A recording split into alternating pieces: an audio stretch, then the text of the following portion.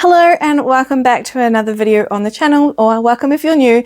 Today I am doing probably the most nerve-wracking video I've ever done, and that is because I am here on camera today. This is my first this is my first video where I am starring in it, and I promised you guys this as sort of like a end of year treat. A lot of you really recommended that I try this video out, and I hope you enjoy it. I am quite nervous to be on camera. Interestingly though, I did already film this video earlier today. I was very fortunate to get a microphone for Christmas, and I completely forgot to put it on, and unfortunately the footage that I filmed, the audio was pretty bad. So we're back at it again, but the good news is the first time I filmed it, I had a whole plan of how I looked because I was so nervous about being on camera. This time around, I've actually come in with no makeup on. I've had to take it off. It is Christmas Day here, and I did a whole bunch of like photo stuff earlier on for family stuff, and wanted to look good for the video, but now I am completely without makeup, which is kind of me. Like I'm not normally someone who wears makeup, and the reason why I'm mentioning this is I was more interested in how I looked and how I appeared rather than showcasing what we're actually here for, which is books.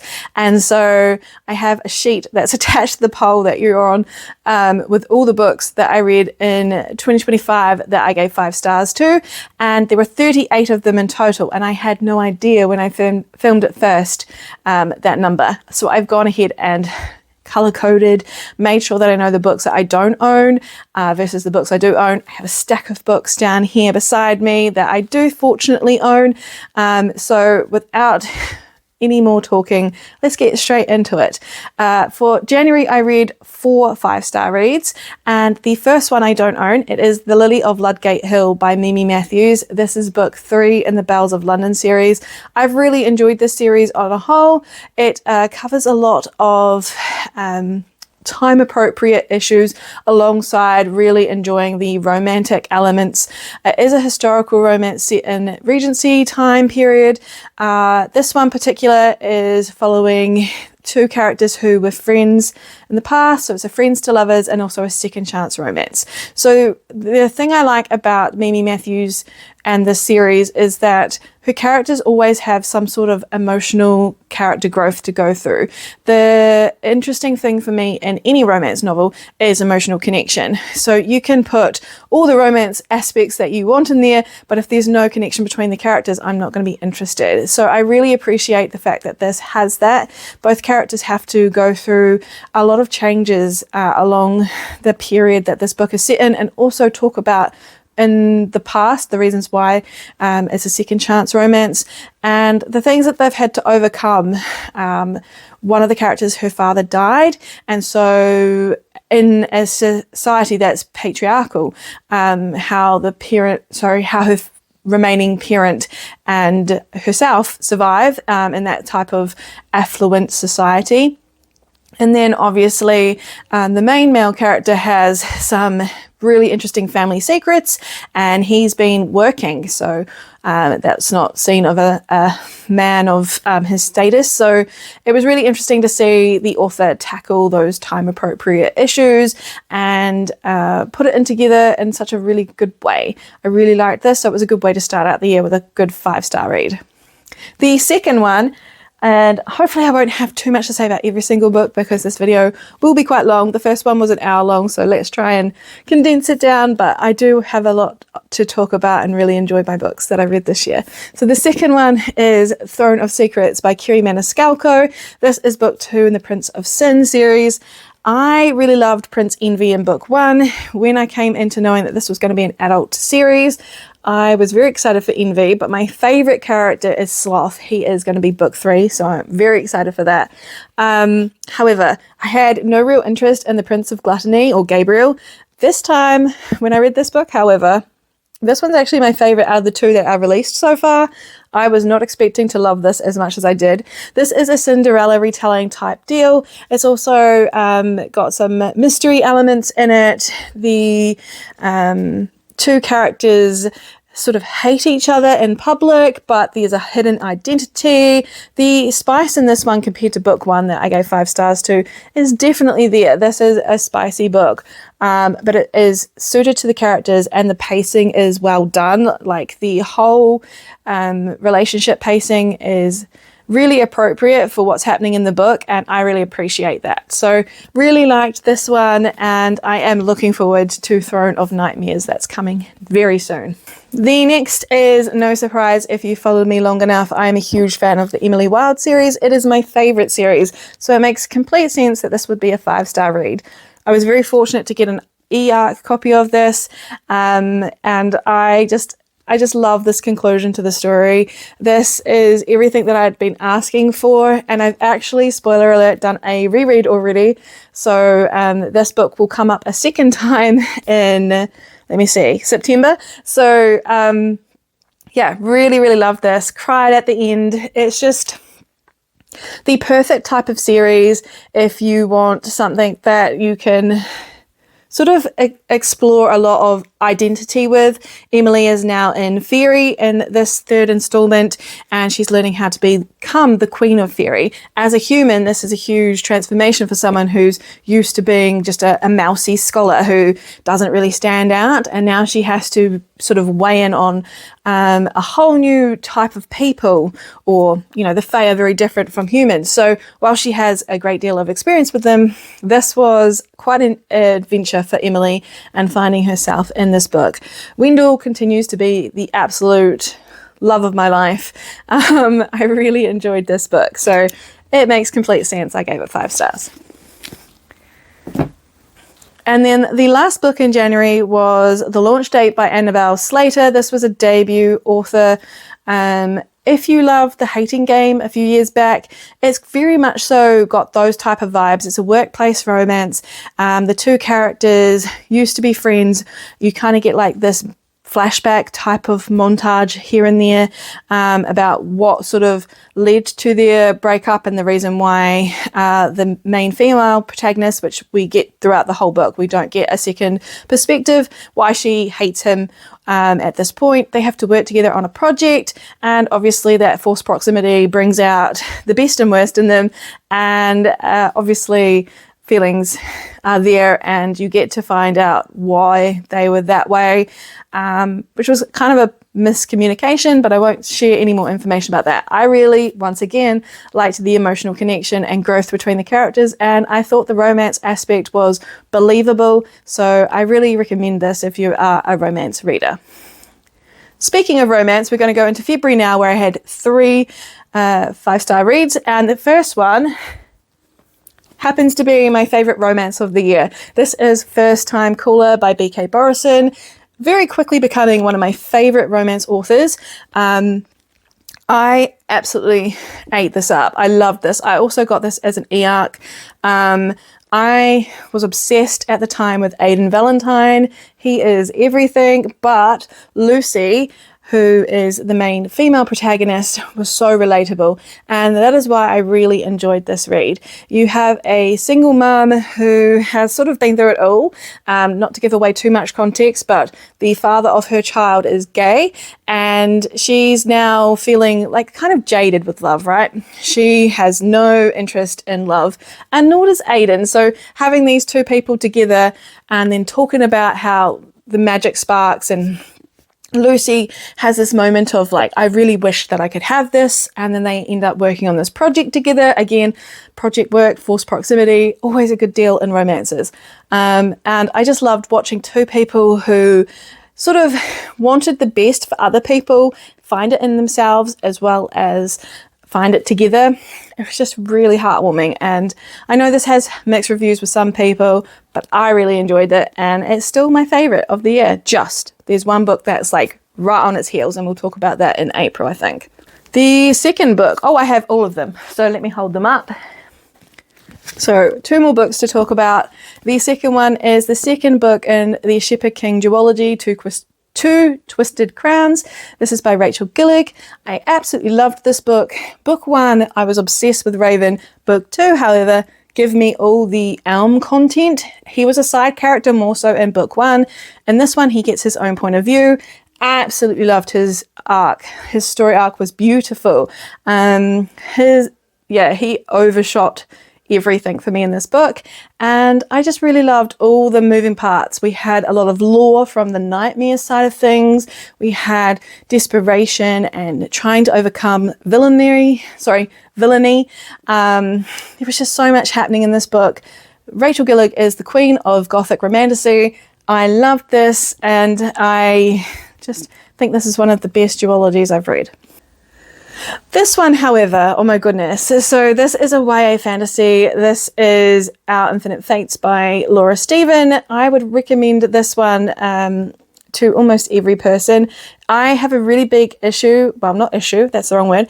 I have a really big love for the microtrope of love that spans through lifetimes. This one is definitely a marker for that. So this is about two characters who, doesn't matter what lifetime they come in, whether they are the same gender, different races, like they've done it all, but they don't go past a certain age, and there's a reason for that. We do find out in this current timeline, but essentially they end up killing each other before a certain time in every lifetime. And the other part to it is they love each other in almost every lifetime. In every timeline. So I absolutely love this. It's so cleverly written. I will say that towards the end, there is a very slight amount of convenience writing to make it work. But otherwise, this was an easy 5-star read. I actually love this more than Silvercloak. I know that's very controversial. A lot of people like Silvercloak more, but this would be the book that I would recommend first. Okay, in March, I only had 5-star reads, and the first one was Coming Up Roses by Al Ashwell. I don't have a copy of this book, unfortunately. It is by a Kiwi author, though. I am a very good friend of this author, and so I must get a copy of it. This is book 2 in the Wildflower Ridge series. It is a small town cowboy type romance. This particular book follows Abigail, who is a mum, but she is a single mum, but her daughter has been living with the father. She wants to integrate herself back into that world. She takes a job to be close to her daughter, which is a big deal for her. And at the same time, she meets Flynn, who is just the absolute loveliest cinnamon roll ever. And she wants to have sort of like a casual friends with benefits with him, but obviously the growth between the two of them is very quick, and they realize there's something more going on. I really loved this for, again, you're going to guess it, the character development and emotional connection. Both characters are really going through some things. They've both suffered a lot of trauma, and together they really heal. And the message behind that was really important and very well spoken throughout the book. I find that Ashwell's very good with emotions and exploring them. I really liked this, and whilst I'm not a huge spice person, I will accept it and happily enjoy it if it suits the characters. And in this case, it was very well suited to the two characters in this book. So I gave this one 5 stars. The second book of March is This Monster of Mine. And if there's any book on this list that I could recommend to you, it's this one. Whilst this isn't my favorite read of the year overall, it is definitely up there. This is This Monster of Mine by Shalini Abhisakara. This was a debut fantasy novel, and I can't believe I'm saying debut. This is so well written. Like, I'm obsessed with this still to this day. Now, I am a trained historian, so anything that sort of delves into that and I can bring in sort of my training that way, I will pick up. And I spent a lot of time with ancient Rome. This is an ancient Rome inspired fantasy. It's very dark and very gritty, very bloodthirsty. Not my normal cup of tea. Like, I don't normally go for such a dark read. However, I loved this. This was so good. I just don't have enough good words to say about it. The characters in this are sublime. Sarai, who is the main female protagonist, has gone through so much, and it's really dark and political. We've got a corrupt government who is hiding really like quite dangerous things happening. There's a lot of betrayals and twists. Sarai is obviously here to avenge a murder mystery, or at least what seemed like a murder mystery. I won't give away the storyline, but it's very, very in-depth, very beautiful, poetic. I could just sit here and give off a whole bunch of synonyms. But basically, I really loved this. It is normally something I would never read. I picked it up and the first scene is very gruesome. And I thought, oh, maybe I have done myself a disservice by signing up for this e-arc. And then I got into maybe 10% in and I was absolutely hooked. And this you could just read as a standalone. You don't have to continue it on. There is going to be a part 2 in 2026, which I am over the moon for. I cannot wait to read more from this author. This is just stunning. Not enough words to say about this apart from please read it. Another book that I would highly recommend, and it is a chunky one, I will admit. It is The Raven Scholar by Antonia Hodgson. This is the first 5-star read of April, and I had 5 5-star reads in that month. This is a very political, dense book. So if you're not a political, dense fantasy reader, maybe you might want to skip this. I did struggle to get into it, I must admit. It took me about to the 30% mark, where I was kind of like on the fence of, is this going to be too politically dense for me? Because I am not a huge political fantasy reader, which is weird because there's quite a few on this list. However, this is so good. The neurodivergent rep in the main protagonist, Nima, is fantastic. You have a scholar who's been really put into a position that has led to, I wouldn't say she's entirely morally grey, but she's had some experiences in life where she's had to make choices for herself that she doesn't quite grasp the consequences of, and has led to her being quite isolated and manipulated. So you get to this point where in the current situation, there's going to be a deadly tournament because they're looking for the new emperor.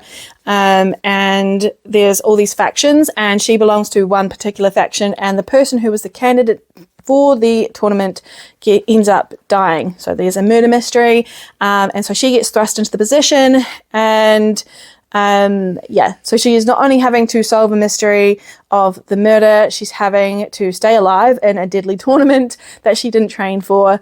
There's also just so much going on with the warring politics type of side.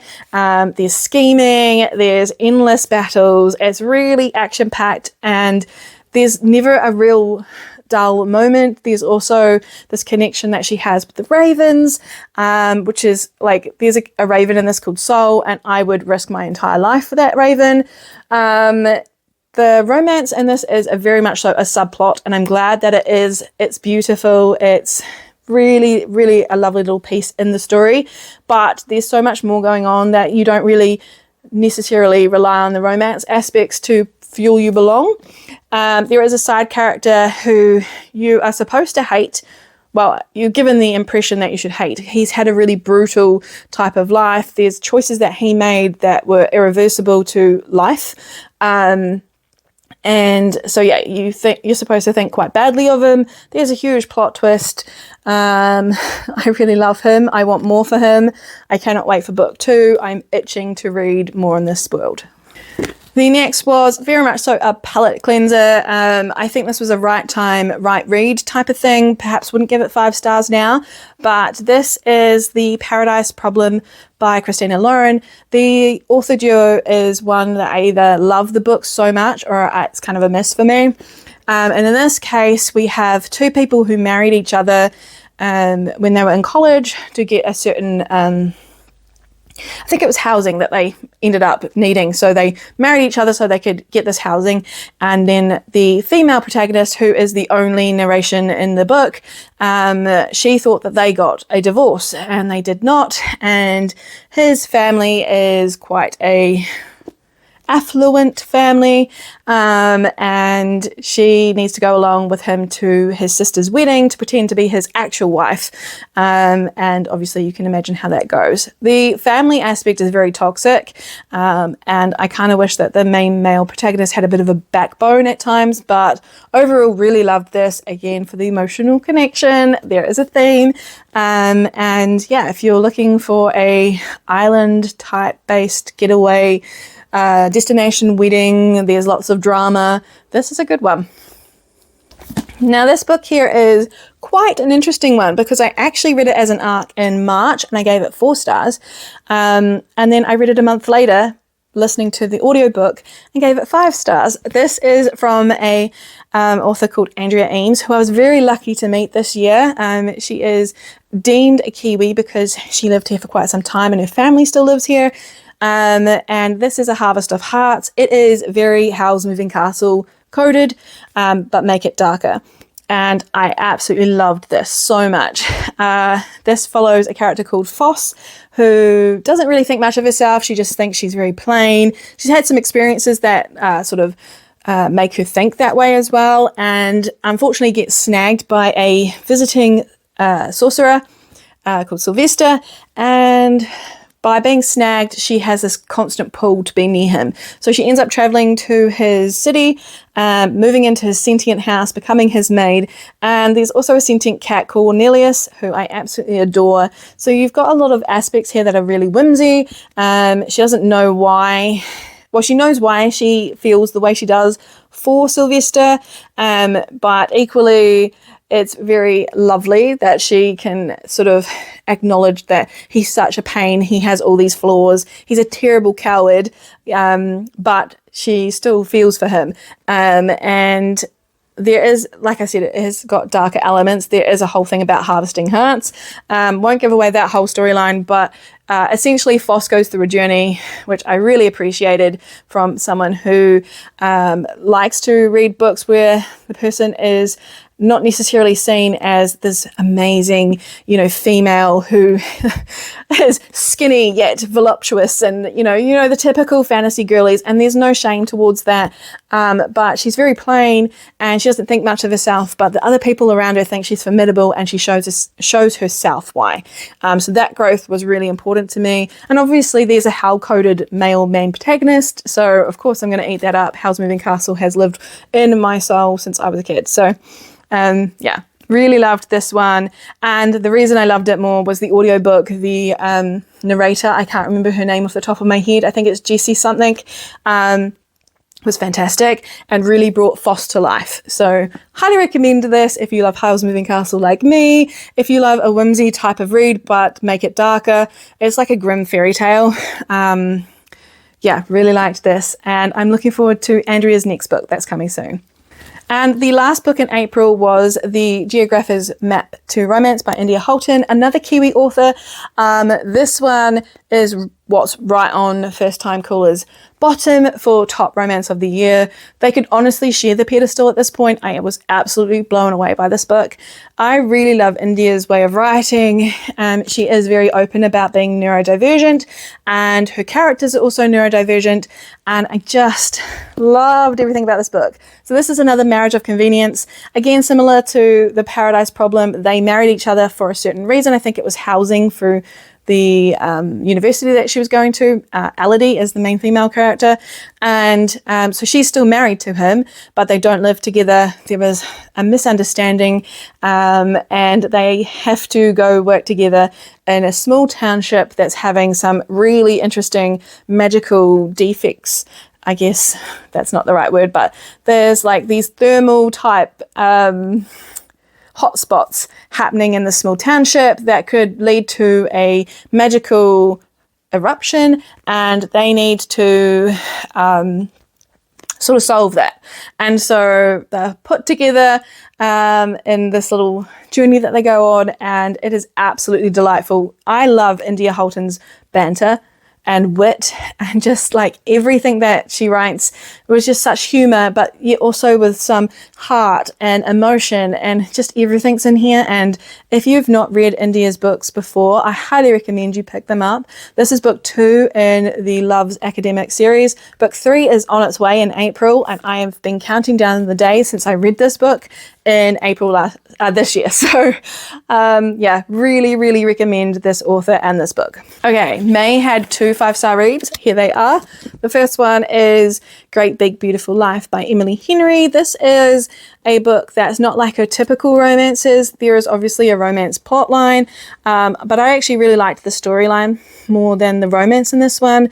I liked the character development as individual for the main protagonist. She really tells a compelling story, and also there's a second timeline in this that is really quite interesting, and the twists in this were enough to send this into a 5-star read for me. It's not my favourite by her, but it's still a really good read. I'm just worried that the stack is going to fall. I keep watching it wobble. The other one I read in May was Wisteria by Adeline Grace. I was late to get to this. I keep putting it off because I didn't want to end the series. And then obviously we've got Holly, the Christmas novella that I'm currently reading actually. So I knew that I needed to pick this up this year. And I absolutely loved this. I loved Fate in book 2. And I'm really glad in this book we got Blythe's point of view as opposed to Cygna's. I know some people wish that Cygna had carried on, but I really liked the story that Grace told here. Honestly, could read everything about Aris and Blythe all day long. They are wonderful characters. Another marriage of convenience, and it's really interesting with the timelines as well, because this is another one of those loves that spans timelines or lifetimes. Yeah, really, really loved this one. The banter, the wit.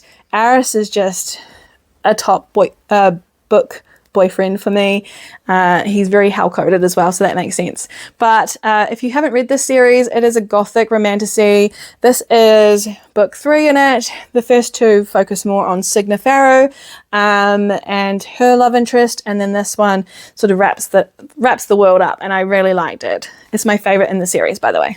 Okay, so for June, I had 6 5-star reads, but funnily I only have 1 book to show you. Unfortunately for me, I have been trying to get one of the books that is on this list for the longest time, and every time I try to grab it, it's either sold out or I can't seem to access it. Amazon, right? So anyway, we'll start with the novella that belongs to that series, and the first 5-star read was a reread, and it was How to Marry a Winged King by AJ Lancaster. AJ Lancaster is another Kiwi author. I absolutely love her work so much. Very whimsy, very cozy, very banter filled, that type of stuff. So this was a novella. It was set, it was actually originally written for an anthology, which I read a while ago, and she extended it. So I just reread it to get the extra content, and it is a Cinderella retelling. It's just really cute, and I just really enjoyed it a lot. So that is why I gave it 5 stars. The next book is this one here, which is The Ashes in the Star-Cursed King by 𝓐𝓯𝓯𝓲𝓵𝓲𝓪𝓽𝓮 𝓛𝓲𝓷𝓴𝓼. I would say that this is just an addictive series. This is book 2 in the Crowns of Nyaxia, and whilst they're dense-ish books, I really like the warring political side of things and the kingdoms that are fighting, like all the vampire clans that are fighting in this versus the humans, trying to end suffering, that kind of stuff. But also, this is a true romantasy, so the addictive nature of like the romance aspect and all the stuff that they've had to overcome from book 1 was really well written in this, and I really like the main male protagonist in this world. Is his name Rain? Yeah, I think so. So yeah, I read this via audiobook, really enjoyed it, and so much so that I put that book down. It's kind of heavy. So much so that I went on and read the novella right afterwards, Sorched Roses. This follows a side character that we meet in book 2. My hair is in my eyes. And really liked it. Again, just a really good story with enough emotional connection and romantic interest that I enjoyed all the way through. So that was my third 5-star read for the month. Then I got to my top read of the month, which is the book I'm trying to get my hands on, which is How to Find a Nameless Fae by AJ Lancaster. This is a Rumpelstiltskin retelling, and I love the fact that both characters are in their 40s, or at least the main female protagonist is. So obviously she is the firstborn child of whoever Mel, who is the Rumpelstiltskin type character, who he made the deal with.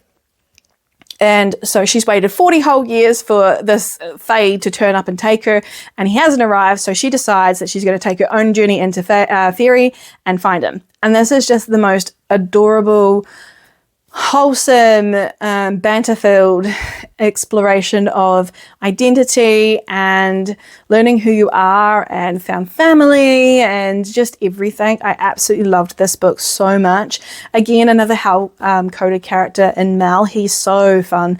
And I really loved the elements of spice versus an emotional connection, and just the romance is told really well. And I liked the fact that they're mature characters because we don't have that enough in fantasy. So highly recommend this book and this series. Then the next two were books I got from the library. So I listened to the audiobook Two Can Play by Ali Hazelwood. I would say this is a right time, right read. It's a very short novella. It had all the necessary elements for a good time. It kept me entertained for a few hours, and I think I was just needing that sort of type of read, so I gave it 5 stars. And then the last one for June was I Am Not Jessica Chen by Anne Liang. And I find that the way that this author writes teenage appropriate emotions, dramas, suffering, you know, like that type of struggles that they face with the big emotions, really, really well written. And in this case, this is about a girl who wished she was more like her cousin, who seemed to have it all, and she was struggling to get through life. And it really worked out that her cousin was actually going through just as many struggles as she was, if not more, and she spends time trying to not only rediscover herself and get back to who she was, because she's in the body of her cousin throughout the storyline, and then obviously rediscovering a connection with a longtime friend that she has loved for so long. So I think this was really well written. Again, emotional connection is going to get me, so this was a 5-star read. In July, I had 3 5-star reads. So these are the 2 books that I have physical copies of. This was my favorite read of the month. This is Sounds Like Love by Ashley Poston.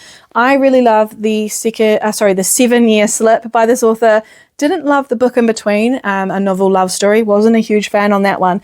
So I was a bit hesitant coming into this one, and I didn't need to be because this is so good. This follows Joni, and her family is unfortunately suffering because her mum has an illness, and it is really taking its toll on her family. And subsequently, she has been feeling like she cannot write any songs. She's a songwriter. So she goes home to sort of rediscover and try and get some inspiration again, whilst also spending time with her family because it's quite important.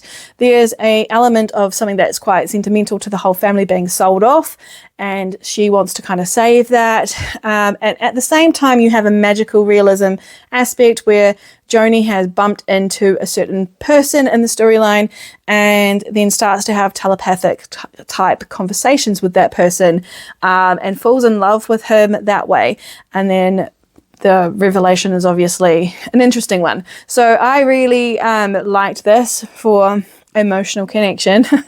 This kind of was really good for me because if you followed me for a while now, you know that my mum passed away, not from the same condition, but there were some similar aspects in there. And there is a really good quote from here. It's called Grief is Just a Love Song in Reverse. And I really, really loved that. So those aspects really resonated with me. Whilst we had different experiences, I could relate to Joni quite well. So yeah, this was a definite 5-star. And then the other one I've got in my hand is Emily Wilde, Book 1, Encyclopaedia of Faeries. I did a reread, and I also offered a buddy read for a few people on Instagram, and we loved this. Well, at least I did. I always love this book. I've read it 4 times now. It was good to return to this world. Absolutely love Emily so much. She's such a formidable female character. And Wendell just owns me. So yeah, this was fun to return to with a group of friends. And then the other book that I had was A Witch's Guide to Magical Innkeeping by Sangu Mandana. One of the most anticipated reads for me this year. And I'm so glad that I was fortunate to get an e-arc of this book, and it's one that I want to add to my collection. I absolutely love the way that this author writes. It feels like a warm hug every time I read her words.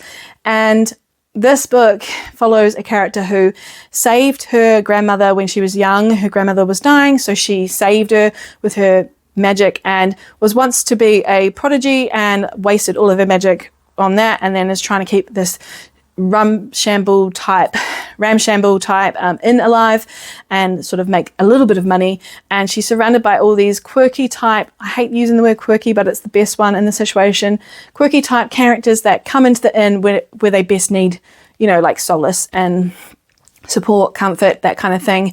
And it's just the found family aspect in this is amazing.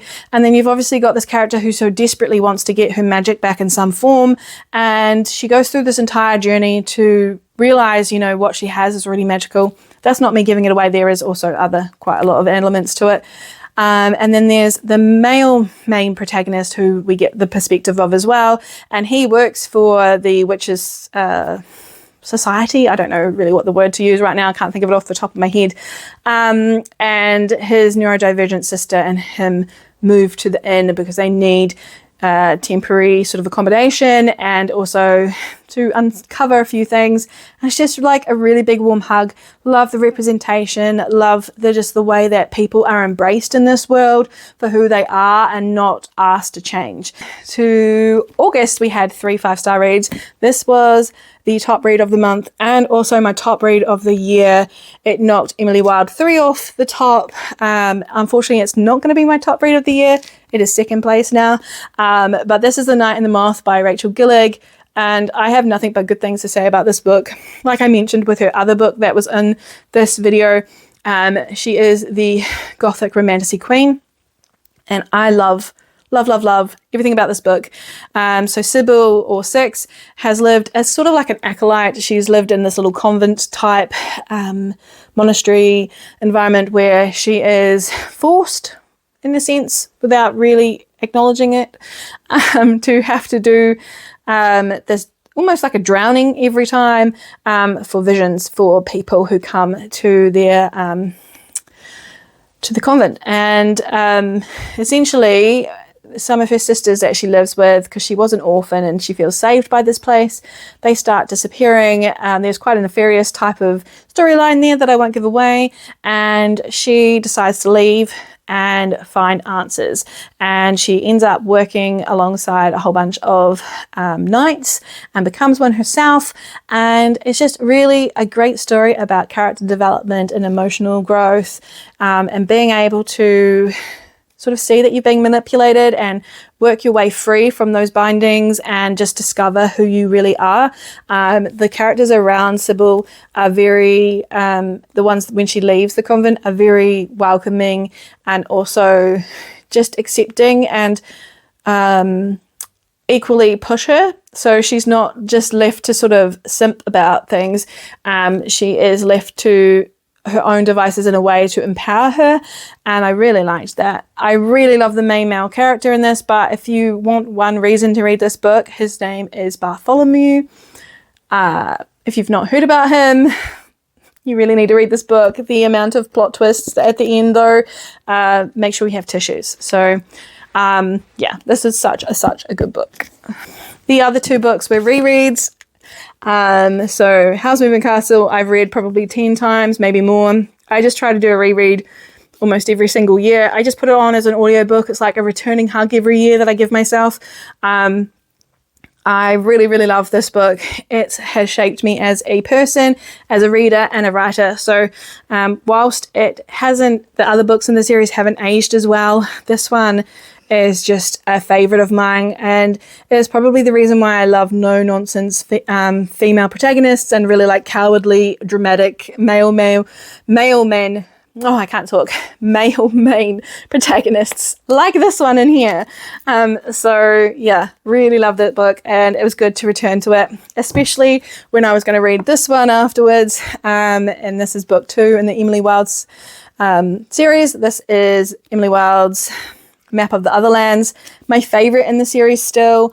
I love everything about this, but especially the character growth for Emily in this one is probably my favorite. I like what she tackles in book 3, but in this one, she's really having to understand and sort of, I wouldn't say the word sacrifice, but find respect for other people in her situation and also stand up for herself when it makes sense to. And that's hard for her. So really liked this one, and obviously Wendell is chef's kiss in this one. I absolutely love him in this the most. So for September, I only have one physical copy, and this was my favourite book of September. This is the second death of Locke. I've been talking too fast, haven't I? So I'm starting to slur my words. The Second Death of Locke by 𝓬𝓷 𝓕𝓲𝓼. Absolutely love this book. If you can't tell, Lady Knights have been a thing for me. I'm obsessed with them, and this one is true to that. This is probably the best Lady Knight book alongside one other. So I loved everything about this book. This one follows two characters very closely, but I think we only get one point of view throughout, and it is two characters who sort of have been working together. They have a secret that they share together. They are linked together by magic. She is his knight and he is her mage type thing.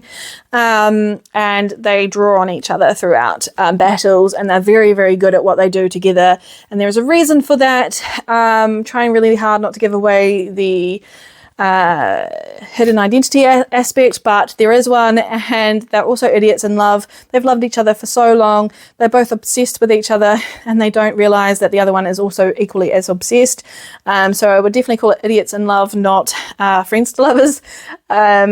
And yeah, really, really loved the romance plotline in this story. It helped with some of the political sides for me because, like I mentioned, not huge on them, but I will read them if the storyline is intriguing enough, which it is here. This is a first book in a series. You could potentially leave it at this because I think it wraps up very well, but I'm looking forward to the second book in the series, and yeah, just everything in this book is so good.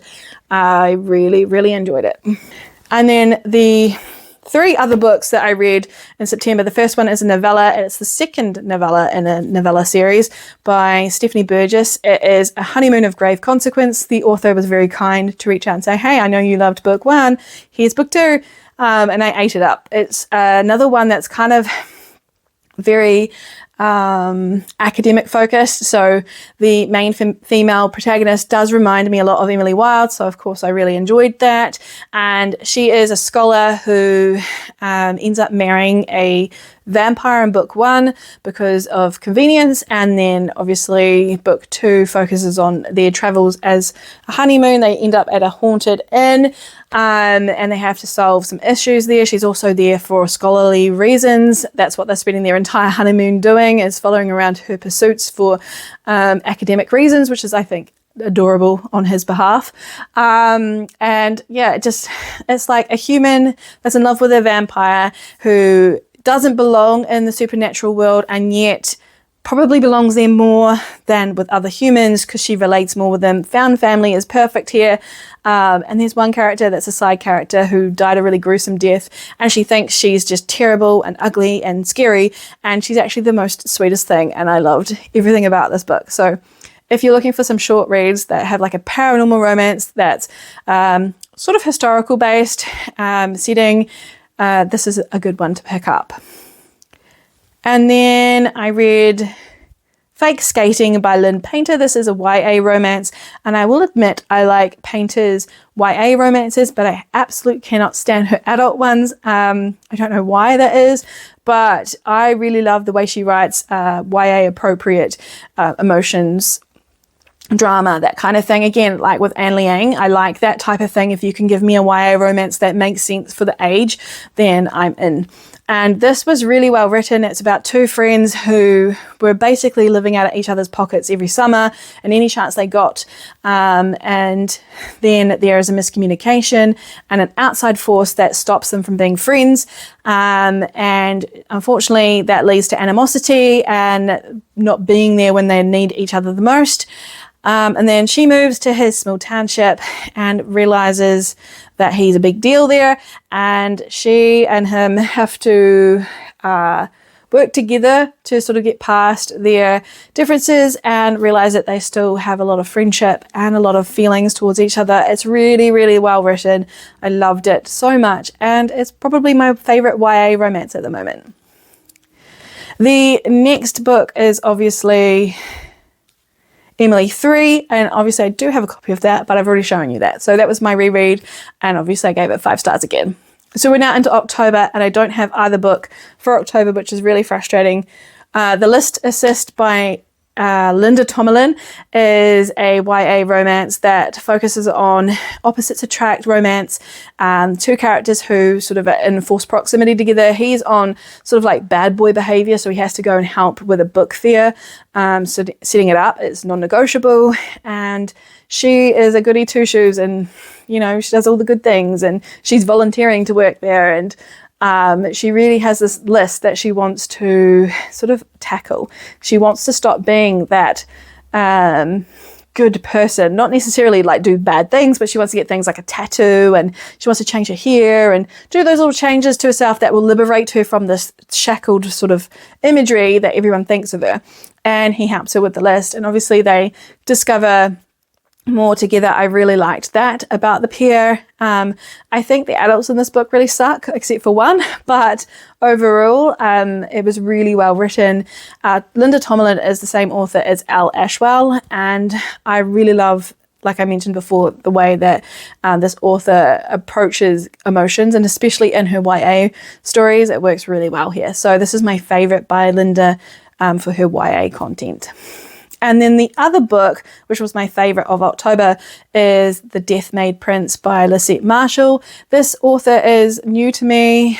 I've read one of her novellas, but overall this was my first book.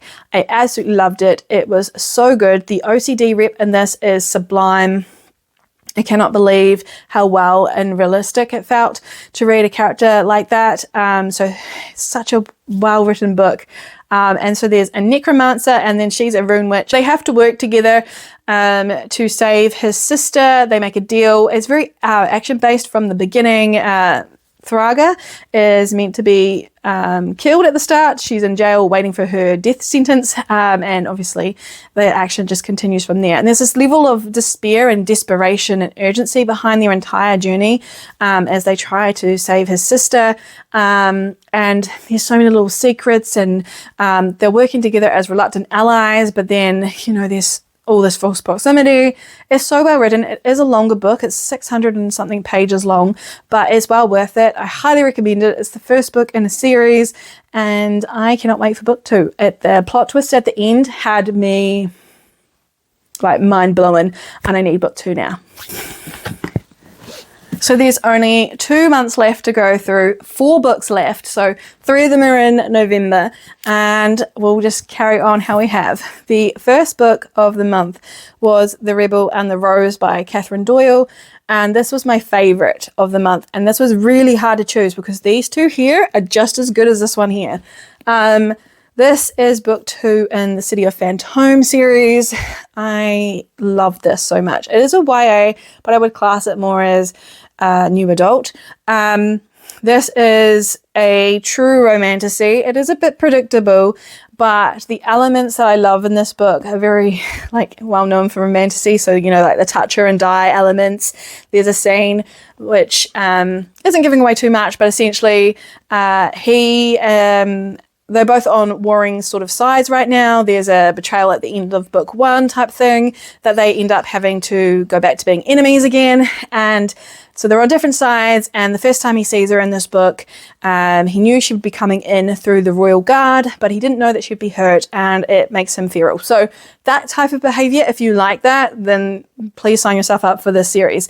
I really liked the storytelling in this just as much as the romantic side of things. I'm not huge on romantic elements taking over the entire story, and this one is just perfectly balanced. There is so much intrigue happening. So there's a heretic following sort of like goddesses and saints and stuff, are sort of like revival.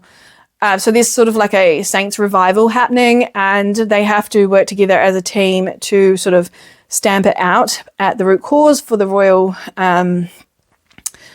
for the king. Basically, he has requested it, and so yeah, there's this journey that they have to go on. They're discovering more about each other. They're also so in love with each other, it's insane.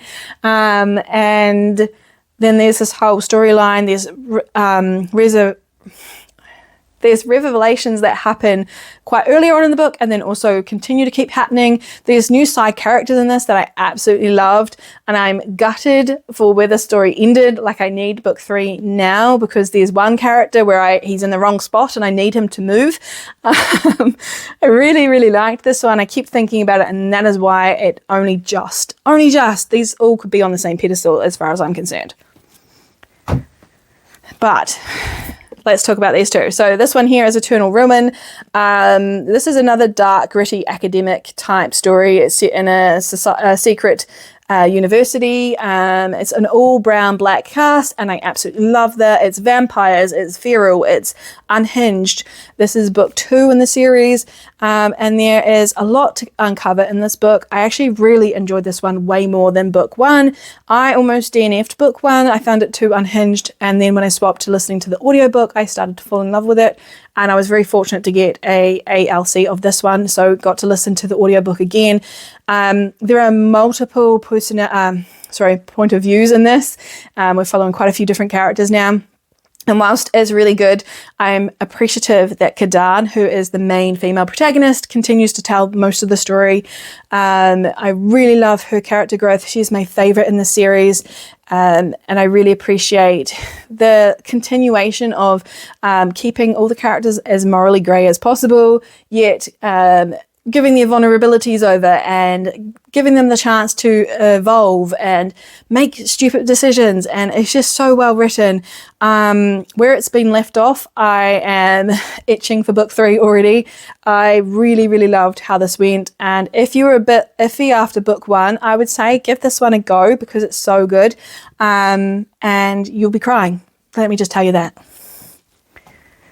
And then the last book for November was Wilde Reverence by Rebecca Ross. And this one here is the longest book I've read all year. So it took me from September till November to finish it. I just had to keep putting it off because I had so many arcs to read.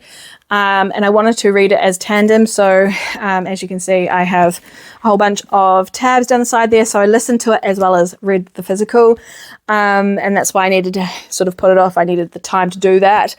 And it's just beautiful. It's just woven together so beautifully. It's the prequel to Letters of Enchantment series, so it sets up really well for fans of that series, but equally you could read this first and then go into Divine Rivals, or read Divine Rivals and then this. Either way, it's going to work beautifully. It's just I keep saying beautiful. It's just a really, really good story. It follows two characters who are drawn to one another from different worlds. She is a goddess and he is mortal. They have different struggles, yet end up working together. A lot of the time, it causes a lot of drama for them as well to work together. And it's a love that really withstands the true test of practically everything. They go through so much. There's grief, there's happiness, but it's always so brief.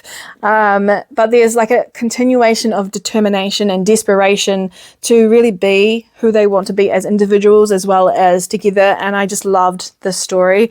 Ross is so good at storytelling. And this is no exception to that role either. She's just done a phenomenal job with this book. And I would have finished it in 3 days because it only took me 3 sessions to read it. But it would have been nice to have finished it in September, but I'm glad I finished it. Okay, and we're on to the last book, and it is the read of the year for me. This is The Everlasting by Alex E. Harrow. This is my only 5-star read in December. I feel like the last 2 books that I have currently reading, Holly by Adeline Grace and The Swan's Daughter by Roshani Chokshi, are not going to be 5-star reads. They're more so going to be 4-star reads. That's how I'm feeling right now. So I feel confident to say that this will be my only 5-star read of the month, and also the top read of the year. So this is another Lady Night story. What's really special about this one, however, is that it follows 2 different characters from different timelines. You got it. It's the microtrope of love that spans different timelines.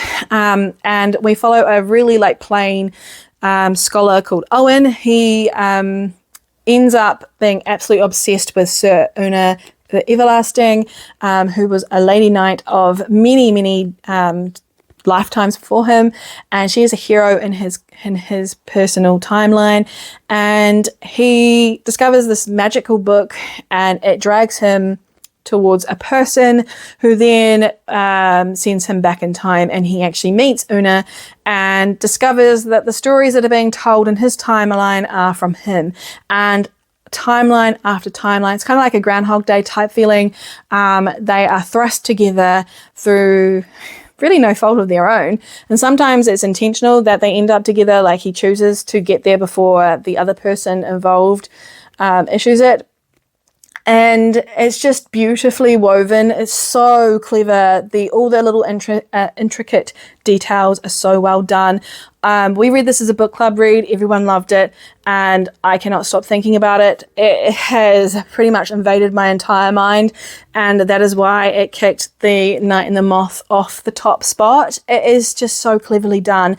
I sobbed so much through this book, and equally was so blown away by how clever it is, and just the way it's even told.